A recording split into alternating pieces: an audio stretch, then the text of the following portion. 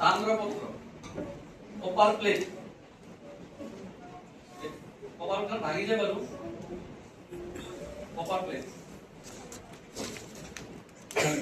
তাম্ৰপত্ৰ। ইয়াত এতিয়া আমি এইখিনি কালাৰটো আমি বুজাই দিছো, এইটো আইজনে এই কালাৰ, এইটো মানে প্ৰিজাৰ্ভেশ্যনৰ আগত,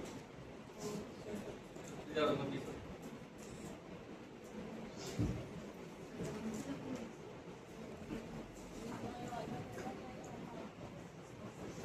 এইটো প্ৰথম দুটা লাইন সংস্কৃতত আছে, স্বস্তিৰ শ্ৰী সুৰ ভূ সুৰাসন মনা দানা বুলি নিৰ্জিত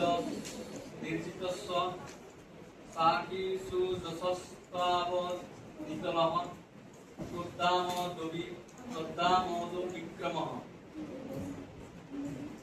এখানে সংস্কৃত আছে আশ্রিত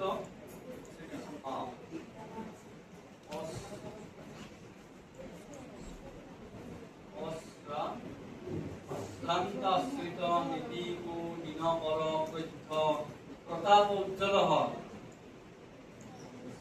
প্রতাপ উজ্জ্বল শ্রী রাজেশ্বর সিংহ ভূ পরিপ্রীঢ় সূত্রাম গোত্রোদ্ভব কোন প্রতাপ উজ্জ্বল শ্রী রাজেশ্বর সিংহ ভূ পরিপ্রীঢ়।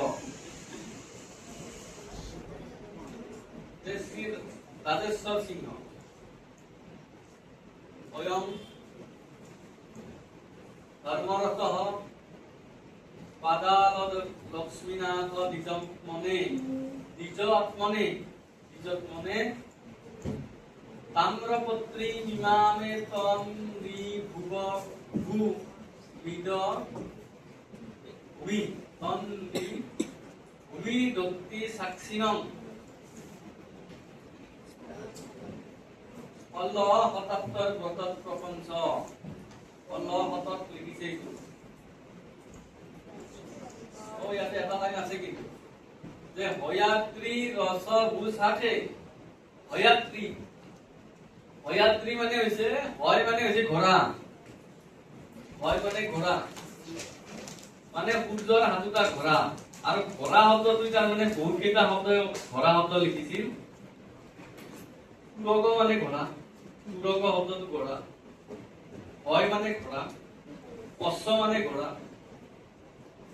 এই অশ্ব তুৰগ আৰু হয় এই তিনিটা শব্দ ব্যৱহাৰ কৰিছে, আৰু এই তিনিটা শব্দই সাত বুজায়। হয় হয় আৰু হয় হয় মানে ঘোঁৰা, মানে সংস্কৃতত হয় মানে ঘোঁৰা, তুৰগ মানেও ঘোঁৰা, অশ্ব মানেও ঘোঁৰা। গতিকে যিকোনো শব্দ এই তিনিটা আমাৰ অসমত যিমান পুথি পাইছো এই তিনিটা শব্দই ব্যৱহাৰ কৰে। বৰ্তমানলৈকে কোৱা মতে এই তিনিটা পাইছো। অদ্ৰি মানে পৰ্বত, সাতখন পৰ্বত, আৰু ৰস মানে 6, ভূ মানে 1।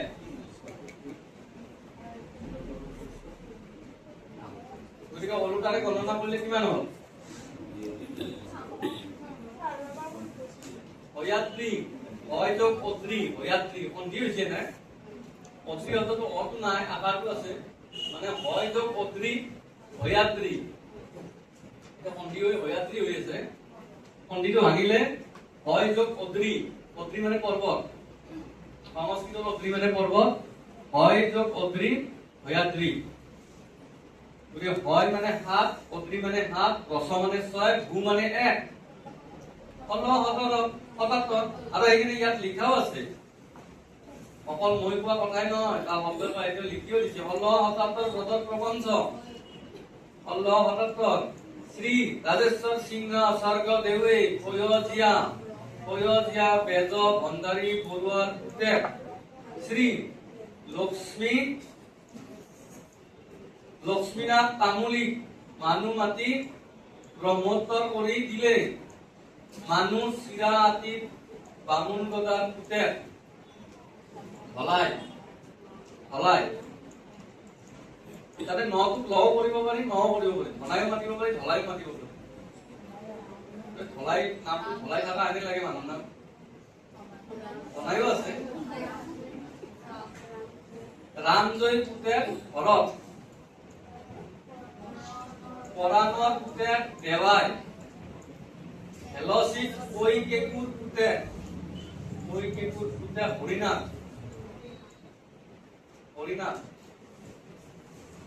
হৰিজয়, দিশৈতপম আবেধাৰ পুতেক ফেডেলা, ভকত চৰণৰ পুতেক গেন্দেলা, নাম বঢ়িয়া, ফেডেলা গেন্দেলা একদম ছন্দত লিখিছে। ভোলাৰ ভায়েক পেলনা হচৰ ঘৰ, ফুলত পোষ, এইটো ফুলত পোষ, অজাৰ পুতেক সুৰত, আৰু এতিয়া আকাৰ এটা বিন্দু দিছে, আমি এইটো ভাই বুলি ধৰিছো। ভাই তথাকাৰী ৰাম আছে, এইফালে আছে ৰামনাথ, ভাই ৰামনাথ, ভাই ৰামশ্ৰী। এই ভৰ প্ৰতি শর্টকাটত লিখা যেনে লাগিছে, ভাই অন্তত লিখা যেন লাগিছে যে ভাই ৰামনাথ, ভাই ৰামশ্ৰী, ভাই ৰঘু, বেজৰ গাঁৱত ঘৰ, পৰাণৰ পুতেক আকাদম, এইটো